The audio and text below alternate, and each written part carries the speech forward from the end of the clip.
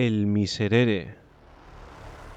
Hace algunos meses que, visitando la célebre abadía de Fitero y ocupándome en resolver algunos volúmenes en su abandonada biblioteca, descubrí en uno de sus rincones 2 o 3 cuadernos de música bastante antiguos. Estaban cubiertos de polvo y hasta comenzados a roer por los ratones. Era un Miserere. Yo no sé la música, pero le tengo tanta afición que, aun sin entenderla, suelo tomar a veces la partitura de una ópera y me paso las horas muertas hojeando sus páginas, mirando los grupos de notas más o menos apiñadas, las rayas, los semicírculos, los triángulos y las especies de etcéteras que llaman llaves. Y todo esto sin comprender una jota ni sacar maldito el provecho. Consecuente con mi manía, repasé los cuadernos y lo primero que me llamó la atención fue que, aunque en la última página había esta palabra latina tan vulgar en todas las obras, finis, la verdad era que el Miserere no estaba terminado, porque la música no alcanzaba sino hasta el 10º versículo. Esto fue sin duda lo que me llamó la atención primeramente, pero luego me fijé un poco en las hojas de música.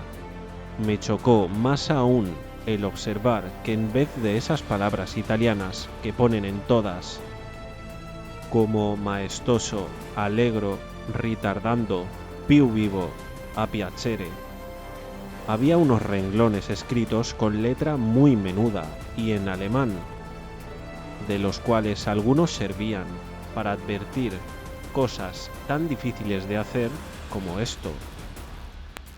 Crujen los huesos y de sus médulas ha de parecer que salen los alaridos. O esta otra, la cuerda aúlla sin discordar, el metal atruena sin ensordecer. Por eso suena todo y no se confunde nada, y todo es la humanidad que solloza y gime. O la más original de todas, sin duda, recomendaba al pie del último versículo. Las notas son huesos cubiertos de carne, lumbre inextinguible, los cielos y su armonía, fuerza, fuerza y dulzura. ¿Sabéis qué es esto?, pregunté a un viejecito que me acompañaba, al acabar de medio traducir estos renglones que parecían frases escritas por un loco. El anciano me contó entonces la leyenda que voy a referiros. Hace ya muchos años, en una noche lluviosa y oscura, llegó a la puerta claustral de esta abadía un romero y pidió un poco de lumbre para secar sus ropas, un pedazo de pan con que satisfacer su hambre y un albergue cualquiera donde esperar la mañana y proseguir con la luz del sol su camino. Su modesta colación, su pobre lecho y su encendido hogar puso el hermano a quien se hizo esta demanda a la disposición del caminante, al cual, después que se hubo repuesto de su cansancio, interrogó acerca del objeto de su romería y del punto a que se encaminaba. «Yo soy músico», respondió el interpelado. «He nacido muy lejos de aquí y en mi patria gocé un día de gran renombre.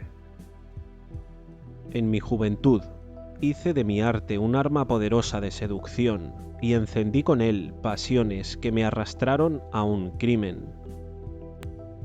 En mi vejez quiero convertir al bien las facultades que he empleado para el mal, redimiéndome por donde mismo pude condenarme». Como las enigmáticas palabras del desconocido no pareciesen del todo claras al hermano Lego, en quien ya comenzaba la curiosidad a despertarse, e instigado por esta continuará en sus preguntas, su interlocutor prosiguió de este modo: «Lloraba yo en el fondo de mi alma la culpa que había cometido, mas al intentar pedirle a Dios misericordia no encontraba palabras para expresar dignamente mi arrepentimiento. Cuando un día se fijaron mis ojos por casualidad sobre un libro santo. Abrí aquel libro y en una de sus páginas encontré un gigante grito de contrición verdadera, un salmo de David, el que comienza Miserere mei Deus. Desde el instante en que hube leído sus estrofas, mi único pensamiento fue hallar una forma musical tan magnífica, tan sublime, que bastase a contener el grandioso himno de dolor del rey profeta. Aún no la he encontrado, pero si logro expresar lo que siento en mi corazón, lo que oigo confusamente en mi cabeza, estoy seguro de hacer un miserere tal y tan maravilloso que no hayan oído otro semejante los nacidos, tal y tan desgarrador, que al escuchar el primer acorde, los arcángeles dirán, conmigo, cubiertos los ojos de lágrimas y dirigiéndose al Señor, misericordia, y el Señor la tendrá de su pobre criatura. El romero, al llegar a este punto de su narración, calló por un instante y después, exhalando un suspiro, tornó a tomar el hilo de su discurso. El hermano Lego, algunos dependientes de la abadía y 2 o 3 pastores de la granja de los frailes, que formaban círculo alrededor del hogar, le escuchaban en un profundo silencio. Después, continuó, de recorrer toda Alemania, toda Italia y la mayor parte de este país clásico para la música religiosa, aún no he oído un miserere en que pueda inspirarme. Ni uno, y he oído tantos, que puedo decir que los he oído todos. ¿Todos? Dijo entonces interrumpiéndole uno de los rabadanes. ¿A que no habéis oído el miserere de la montaña? ¿El miserere de la montaña? Exclamó el músico con aire de extrañeza. ¿Qué miserere es ese? ¿No dije? Murmuró el campesino y luego prosiguió con una entonación misteriosa.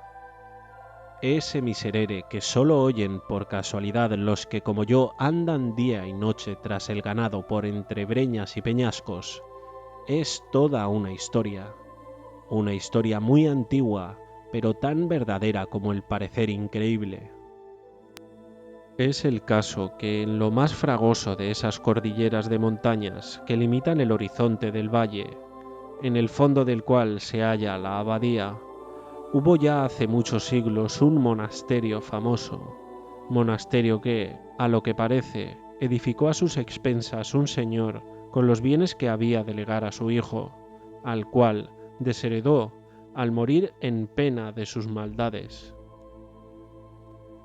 Hasta aquí todo fue bueno, pero es el caso que este hijo, que por lo que se verá más adelante debió ser de la piel del diablo, si no era el mismo diablo en persona, sabedor de que sus bienes estaban en poder de los religiosos y de que su castillo se había transformado en iglesia, reunió unos cuantos bandoleros, camaradas suyos en la vida de perdición que emprendiera al abandonar la casa de sus padres, y una noche de Jueves Santo, en que los monjes se hallaban en el coro y en el punto y hora en que iban a comenzar o habían comenzado el miserere, pusieron fuego al monasterio, entraron a saco en la iglesia y a este quiero, a aquel no, se dice que no dejaron fraile a vida. Después de esta atrocidad se marcharon los bandidos y su instigador con ellos. ¿A dónde no se sabe? A los profundos tal vez. Las llamas redujeron el monasterio a escombros. De la iglesia aún quedan en pie las ruinas sobre el cóncavo peñón, de donde nace la cascada, que, después de estrellarse el peñón en peñón, forma el riachuelo que viene a bañar los muros de esta abadía. Pero, interrumpió impacientemente el músico. ¿Y el miserere? Aguardaos, continuó con gran sorna el Rabadán, que todo irá por partes. Las gentes de los contornos se escandalizaron del crimen, de padres a hijos y de hijos a nietos. Se refirió con horror en las largas noches de velada.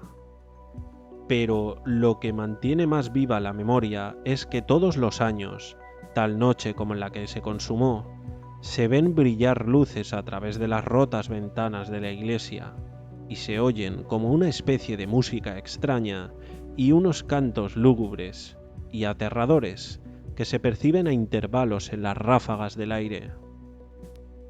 Son los monjes, los cuales, muertos tal vez sin hallarse preparados para presentarse en el tribunal de Dios limpios de toda culpa, vienen aún del purgatorio a impetrar su misericordia cantando el miserere.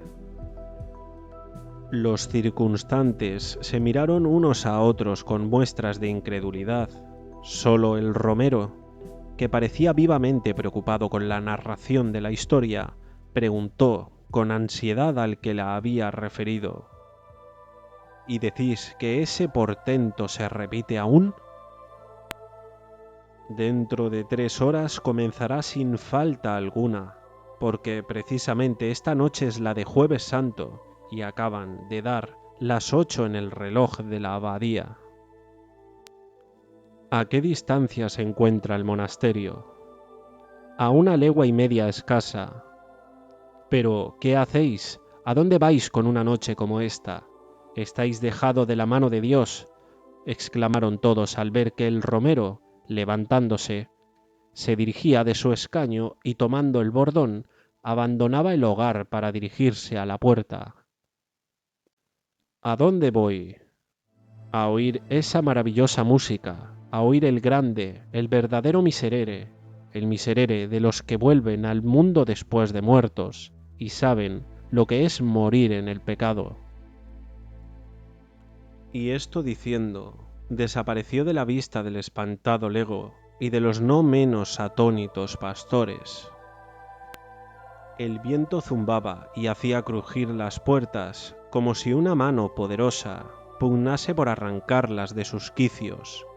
La lluvia caía en turbiones, azotando los vidrios de las ventanas, y, de cuando en cuando, la luz de un relámpago iluminaba por un instante todo el horizonte que desde ella se descubría. Pasado el primer momento de estupor, «¡Está loco!», exclamó el lego. «¡Está loco!», repitieron los pastores y atizaron de nuevo la lumbre y se agruparon alrededor del hogar.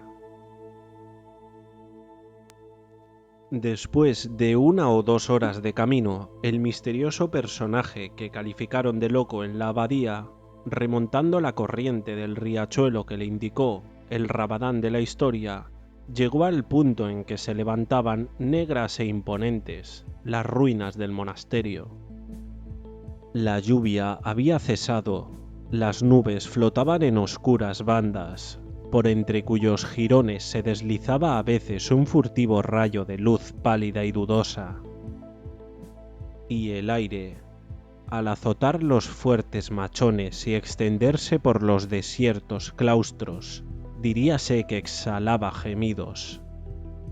Sin embargo, nada sobrenatural, nada extraño venía a herir la imaginación. Al que había dormido más de una noche sin otro amparo que las ruinas de una torre abandonada o un castillo solitario, al que había arrostrado en su larga peregrinación 100 y 100 tormentas, todos aquellos ruidos le eran familiares. Las gotas de agua que se filtraban por entre las grietas de los rotos arcos y caían sobre las losas con un rumor acompasado, como el de la péndola de un reloj, los gritos del búho que graznaba refugiado debajo del nimbo de la piedra de una imagen, de pie aún en el hueco de un muro, el ruido de los reptiles que, despiertos de un letargo por la tempestad, sacaban sus disformes cabezas de los agujeros donde duermen o se arrastran por entre los jaramagos y los zarzales que crecían al pie del altar, entre las junturas de las lápidas sepulcrales que formaban el pavimento de la iglesia. Todos esos extraños y misteriosos murmullos del campo, de la soledad y de la noche que llegaban perceptibles al oído del romero, que, sentado sobre la mutilada estatua de una tumba, aguardaba ansioso la hora en que debiera realizarse el prodigio. Transcurrió tiempo y tiempo, y nada se percibió. Aquellos 1000 confusos rumores seguían sonando y combinándose de 1000 maneras distintas, pero siempre los mismos.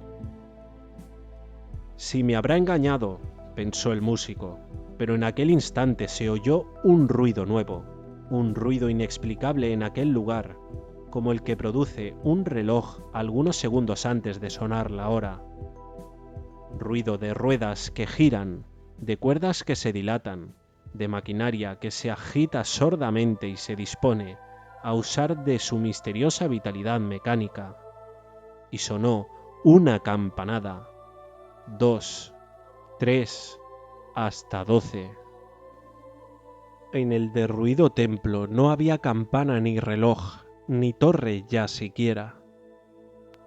Aún no había expirado, debilitándose de eco en eco, la última campanada. Todavía se escuchaba su vibración temblando en el aire, cuando los doseles de granito que cobijaban las esculturas, las gradas de mármol de los altares, los sillares de las ojivas, los calados antepechos del coro, los festones de tréboles de las cornisas, los negros machones de los muros, el pavimento, las bóvedas, la iglesia entera comenzó a iluminarse espontáneamente, sin que se viese una sola antorcha, un cirio o una lámpara que derramase aquella insólita claridad. Parecía como un esqueleto de cuyos huesos amarillos se desprende ese gas fosfórico que brilla y humea en la oscuridad con una luz azulada, inquieta y medrosa. Todo pareció animarse, pero con ese movimiento galvánico que imprime a la muerte contracciones que parodian la vida. Movimiento instantáneo más horrible aún que la inercia del cadáver que agita con su desconocida fuerza. Las piedras se reunieron a las piedras. El ara, cuyos rotos fragmentos se veían antes esparcidos sin orden, se levantó intacta, como si acabase de dar en ella su último golpe de cincel el artífice. Y a par del ara se levantaron las derribadas capillas, los rotos chapiteles y las destrozadas e inmensas series de arcos, que, cruzándose y enlazándose caprichosamente entre sí, formaron con sus columnas un laberinto de pórfido. Una vez reedificado el templo, comenzó a oírse un acorde lejano que pudiera confundirse con el zumbido del aire, pero que era un conjunto de voces lejanas y graves, que parecía salir del seno de la tierra e irse elevando poco a poco, haciéndose cada vez más perceptible. El osado peregrino comenzaba a tener miedo, pero con su miedo luchaba aún su fanatismo por todo lo desusado y maravilloso, y alentado por él, dejó la tumba sobre que reposaba, se inclinó al borde del abismo por entre cuyas rocas saltaba el torrente, despeñándose con un trueno incesante y espantoso, y sus cabellos se erizaron de horror. Mal envueltos en los jirones de sus hábitos, caladas las capuchas, entre los pliegues de las cuales contrastaban con sus descarnadas mandíbulas y los blancos dientes de las oscuras cavidades de los ojos de las calaveras, vio los esqueletos de los monjes, que fueron arrojados desde el pretil de la iglesia a aquel precipicio, salir del fondo de las aguas y, agarrándose con los largos dedos de sus manos de hueso a las grietas de las peñas, trepar por ellas hasta tocar el borde, diciendo con voz baja y sepulcral, pero con una desgarradora expresión de dolor, el primer versículo del Salmo de David. Miserere mei Deus, secundum magnam, misericordiam tuam. Cuando los monjes llegaron al peristilo del templo, se ordenaron en 2 hileras y penetrando en él, fueron a arrodillarse en el coro, donde con voz más levantada y solemne prosiguieron entonando los versículos del Salmo. Miserere mei Deus, secundum magnam, misericordiam tuam. La música sonaba al compás de sus voces. Aquella música era el rumor distante del trueno, que, desvanecida la tempestad, se aleja murmurando. Era el zumbido del aire que gemía en la concavidad del monte. Era el monótono ruido de la cascada que caía sobre las rocas, y la gota de agua que se filtraba. El grito del búho escondido y el roce de los reptiles inquietos. Todo esto era la música, y algo más que no puede explicarse ni apenas concebirse. Algo más que parecía como el eco de un órgano que acompañaba los versículos del gigante himno de contradicción del rey salmista, con notas y acordes tan gigantes como sus palabras terribles. Siguió la ceremonia. El músico que la presenciaba, absorto y aterrado, creía estar fuera del mundo real. Vivir en esa región fantástica del sueño en que todas las cosas se revisten de formas extrañas y fenomenales. Un sacudimiento terrible vino a sacarle de aquel estupor que embargaba todas las facultades de su espíritu. Sus nervios saltaron al impulso de una emoción fuertísima. Sus dientes chocaron, agitándose con un temblor imposible de reprimir, y el frío penetró hasta la médula de sus huesos. Los monjes pronunciaban en aquel instante estas espantosas palabras del Miserere. In iniquitativus conceptus sum, et in peccatis conceptit me mater mea. Al resonar este versículo y dilatarse sus ecos, retumbando de bóveda en bóveda, se levantó un alarido tremendo que parecía un grito de dolor arrancado a la humanidad entera por la conciencia de sus maldades. Un grito horroroso, formado de todos los lamentos del infortunio, de todos los aullidos de la desesperación, de todas las blasfemias de la impiedad. Concierto monstruoso, digno intérprete de los que viven en el pecado y fueron concebidos en la iniquidad. Prosiguió el canto, ora tristísimo y profundo, ora semejante a un rayo de sol que rompe la nube oscura de una tempestad, haciendo suceder a un relámpago de terror otro relámpago de júbilo, hasta que, merced a una transformación súbita, la iglesia resplandeció bañada en luz celeste. Las osamentas de los monjes se vistieron de sus carnes. Una aureola luminosa brilló en derredor suyo, de sus frentes. Se rompió la cúpula y a través de ella se vio el cielo como un océano de lumbre, abierto a la mirada de los justos.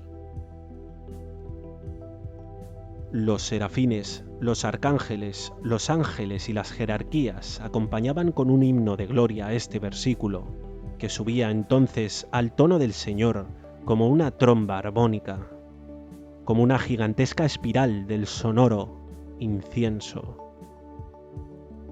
Auditui meo Davis gaudium et laetitiam, et exultabum osa humiliata.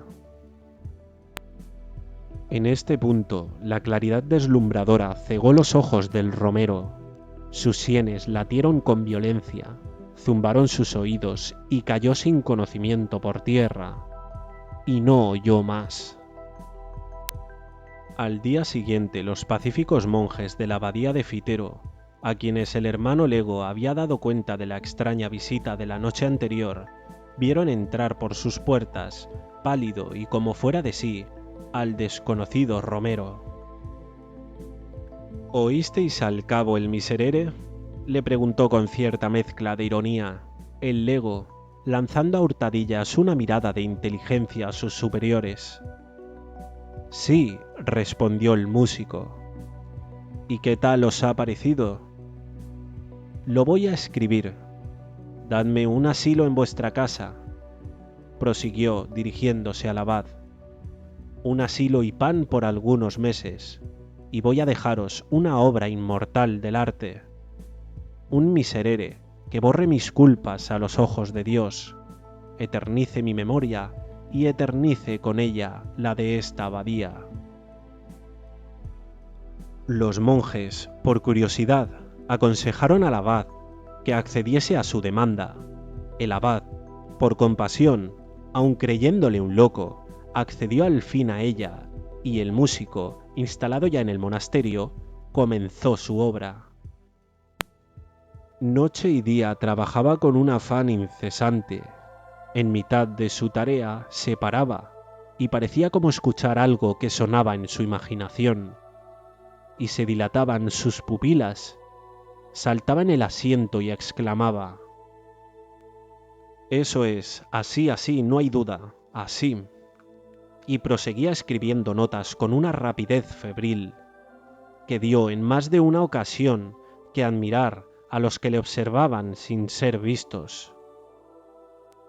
Escribió los primeros versículos y los siguientes, y hasta la mitad del salmo, pero al llegar al último que había oído en la montaña, le fue imposible proseguir. Escribió 1, 2, 100, 200 borradores, todo inútil. Su música no se parecía a aquella música ya anotada, y el sueño huyó de sus párpados. Y perdió el apetito, y la fiebre se apoderó de su cabeza, y se volvió loco, y se murió, en fin, sin poder terminar el miserere, que, como una cosa extraña, guardaron los frailes a su muerte, y aún se conserva hoy en el archivo de la abadía. Cuando el viejecito concluyó de contarme esta historia, no pude menos de volver otra vez los ojos al empolvado y antiguo manuscrito del miserere, que aún estaba abierto sobre una de las mesas. In peccatis concepit me mater mea. Estas eran las palabras de la página que tenía ante mi vista, y que parecían mofarse de mí con sus notas, sus llaves y sus garabatos, ininteligibles para los legos de la música. Por haberlas podido leer hubiera dado un mundo. ¿Quién sabe si no será una locura?